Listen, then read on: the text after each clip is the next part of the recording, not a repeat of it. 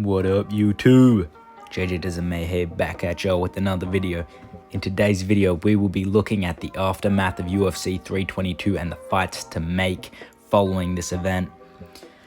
As you know, Islam Makhachev did capture the second world title after smothering Jack Della Maddalena to a decision win. With some rounds, him landing 0 significant strikes. Absolutely wonderful performance. Anyway, let's look at the fights we should make. First up, Bo Nickal, my brother. He had a good performance. He dominated Rodolfo Vieira across in the first 2 rounds, and then got a finish in the third. So I think he should fight Sharabullet Magomedov. I think this is a good fight. Sharabullet's one of the best strikers in the middleweight division, and Bo Nickal's pretty good. If he's able to implement the wrestling, the striking will be there. You saw it in the Islam vs. Jack fight. With the threat of the takedown, he can land strikes. And I think once you get Sharabullet down, even though he's got good takedown defense, I think Bo Nickal will be able to keep him there. And I think it's a winnable fight for both dudes. And both of them are sort of prospects. You got Nickal as the collegiate wrestler and Sharabullet as this striker. And yeah, should be pretty good. Next fight, Benoit Saint-Denis. He went out there and finished Beneil Dariush in 15 seconds. He should be getting a step up in competition. You know, doing that to Beneil isn't easy. Even though Beneil's chin isn't great, he got cracked by Oliveira, and then it got cracked by Arman.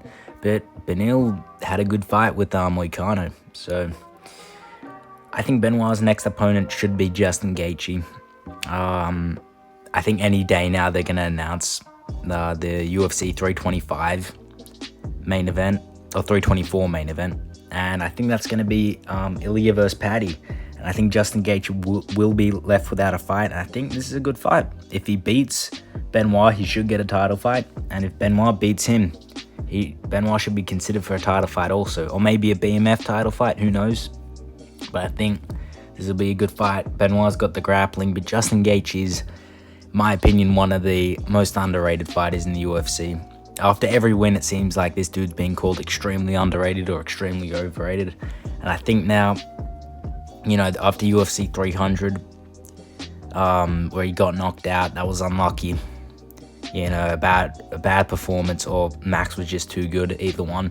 But the win against Fiziev is pretty good, and he's demanding a title shot, which isn't great. But if he doesn't retire and does stick around, I think fighting Benoit would be very good. If he's able to stop some of the wrestling and grappling that Benoit has. And on the feet, I think Gaethje's just better. And I think Gaethje can put Benoit away the same way Poirier did. So yeah, that would be a great fight to see. And for Beneil, my brother, you can enjoy the sunset now. It's over. There's no point fighting anymore for Beneil. Like, realistically, who's he going to fight? Like Grant Dawson? I don't think that does anything for his career. Unless you're just in it for the paycheck, which is whatever. But yeah, I mean, I think his chin is so deteriorated. I don't think there's any way he can get back to the top or even a top 5 opponent. I think it's all downhill from here. Unless he wants to fight someone, like I said, low down in the rankings like Grant Dawson. But yeah, it is what it is. Poor Beneil, man. Anyway, next fight, Leon Edwards. Poor Leon, man. I mean, he was at the top of the UFC at one point. You know, people thought he was going to be the one to beat Islam, but he just got slimed out by Pratis. And yeah, I think it's unlucky. In the first round, he was doing good. He had the wrestling. He arguably won that first round. And in the second round, Pratis just figured him out and finished him. So I think for Leon, I think the next opponent should be Gilbert Burns. I think for Leon, this is a winnable fight. I mean, Burns isn't great at this stage in his career. Neither of these dudes fought in their prime. They were both in the top 3 at one point for quite a while in that welterweight division. And I think this is a winnable fight for Leon. For Gilbert, if he's able to beat Leon, I think this is the one dude in the top 10 that Gilbert has a chance of beating. And Leon's not exceptionally dangerous, so for Burns, he can implement a game plan where he can steal a few rounds and maybe win the fight. or maybe even get the finish, who knows. But yeah, Leon, for both of these guys, it seems like their career at the top of the division is over. Anyway, next fight, we got Weili Zhang. I mean, that was a bad performance from her against Valentina. I thought she'd had more to offer. I did pick her to win. And yeah, she just sort of never got it going. She got taken down at will on the feet. She didn't have any moments really at all. And I think the next step for her is to go down and reclaim her title against Mackenzie Dern. I think she'll be a big favorite in this fight. And yeah, if she's able to win back the title, I mean, that'll be good. Get this fight done sooner than later, maybe in March or April, somewhere around there. And yeah, Paul Mackenzie Dern didn't get a title reign, and the women's strawweight division will be back under the control of Zhang Weili in just a few months. So yeah, for Valentina, I think it's pretty clear. Next fight should be Natalia Silva, and honestly, I think this is one of the hardest fights Valentina can take. I think people are heavily underestimating Natalia Silva. I think Natalia Silva's striking is exceptional, even though she has like no power. I think her grappling defense, I'm pretty sure she has the highest takedown defense in all of women's UFC right now, which is very impressive. And I think she'd actually win this fight. I think she has a perfect style to beat Valentina. I don't think Valentina will be able to outstrike her. I don't think Valentina will be able to take her down easily. And I think Natalia would get this one done. However, with the threat of the takedown, maybe Valentina's able to have some moments. But I don't think that'll be likely. I think Natalia will get this one done. But if Valentina does win this fight and Amanda Nunes fails to win back the bantamweight title, then I think Valentina is the greatest of all time. But I think Natalia is the last hope for the women's flyweight division. And she's the number 1 ranked contender, I believe, or number 2 ranked. So yeah, I think that'll be an interesting fight. Next up, Jack Della Maddalena. That was a rough fight for him. He got taken down in every round and just got held on the ground against Islam, who landed 26 significant strikes. Exceptional, perfect performance from Islam. But nonetheless, I think his next fight should be against Sean Brady, who also had a rough night. And I think if they get this one done in mid to late next year, or early to mid next year preferably, I think Brady, even though he did get knocked out, he didn't get knocked out badly like Leon, so he could come back. And for Jack, I mean, that's a hard defeat to come back quickly from. So I'd say early to mid next year, maybe around May would be a good time. Maybe a fight night in Australia could be good. And for JDM, I mean, this is a good fight. Brady's got the grappling, but maybe not as good wrestling as Islam did. And I think on the feet, JDM would be able to outstrike Brady. But for Brady, this is a high-ranking opponent. JDM, I believe, would be number 1 ranked.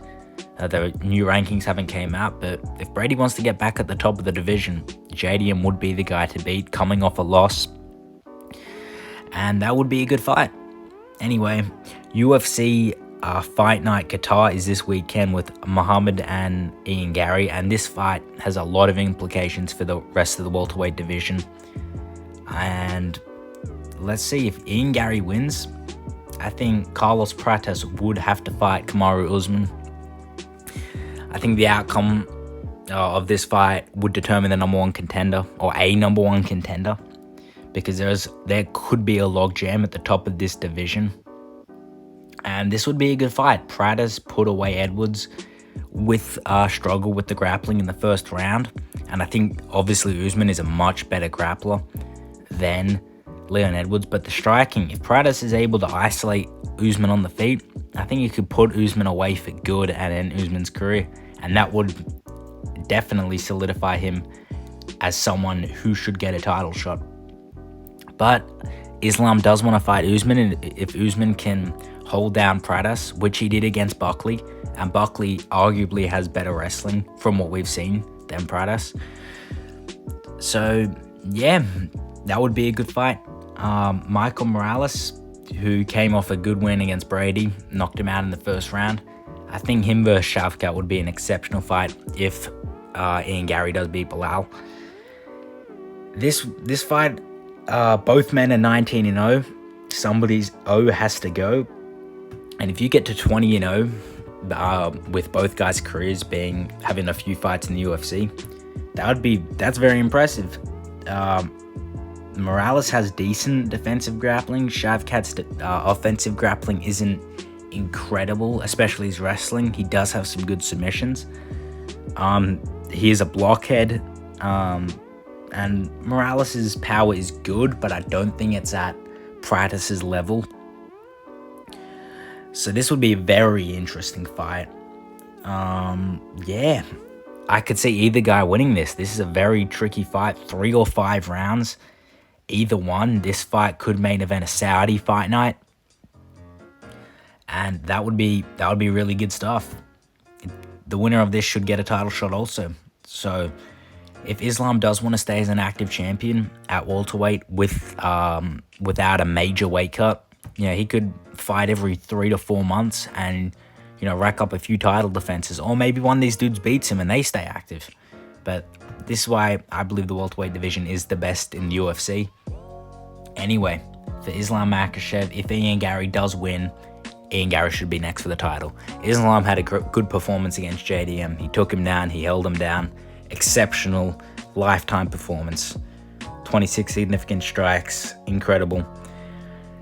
But look, his wrestling is very good, especially at 170. I mean, you look what he did to JDM. Bilal wasn't able to do that to JDM, and Bilal's very good. And Ian Gary, the thing about Ian Gary is he merges styles. He has good striking. His grappling is pretty good. His defensive wrestling is definitely going to be improving, especially with his fight coming up with Bilal and the Shavkat fight, which was sort of on short notice. And this can be a Russia versus Ireland part 2. This could happen at the White House. We could get like Habib and McGregor in there and all this shit. And this could be a good fight. I'd say it'd be pretty boring, but the build-up would be cool.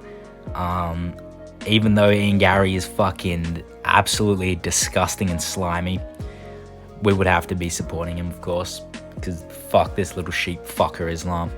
Anyway, if Bilal does win, I think Carlos Pratis will fight Michael Morales for the #1 contendership. Also, you could do Ian Gary versus Joaquin Buckley. You could do Bilal versus Shavkat in this timeline. But for the UFC 322 fighters, Pratis versus Morales, yeah, the two best or two most powerful strikers in the division. I think this would be a very good fight. Not much else to say. And for the timeline, if Bilal does win, I think Islam should fight Kamaru Usman. I think this timeline is more limited with what they can do, especially with the UFC 322 fighters. But this fight's pretty good. Islam could have some problems with the wrestling of Usman. I don't think Usman's going to get submitted, especially, look at the Kamaru, look at the Usman versus Chimaev fight. That's a big indicator, even though that was over 2 years ago now. We can extrapolate from that fight and look what happened and overall make an assessment with that fight. But I think Islam will have a better game plan. I think Islam would win this fight, especially on the feet. I think he's quicker. I think he's a bit better. I think he'll implement the leg kicks, which he did with JDM. But who knows? Usman has a lot of power. Islam's chin isn't incredible. Maybe Usman goes out there and just knocks Islam's head into the third row. Hopefully. Please, Usman. But who knows? This fight could happen on the White House. It could happen in Miami. Hopefully Islam stays active, because it's not an amazing fight, but it is a fight nonetheless. We would be on Team Usman, of course. This little fucking rat. Even though Usman's style is very similar. But when Usman does it, at least he's a oiled up black man. instead of some Chechnyan Dagestani inbred dog. Anyway, that was the breakdown. UFC 322 fights to make after the event. Obviously, a lot of fights in the welterweight division rely on Ian Gary versus Bilal Muhammad and that result. Predictions video will be coming later this week. Make sure to like, subscribe, do all that shit, and I will catch y'all in a bit.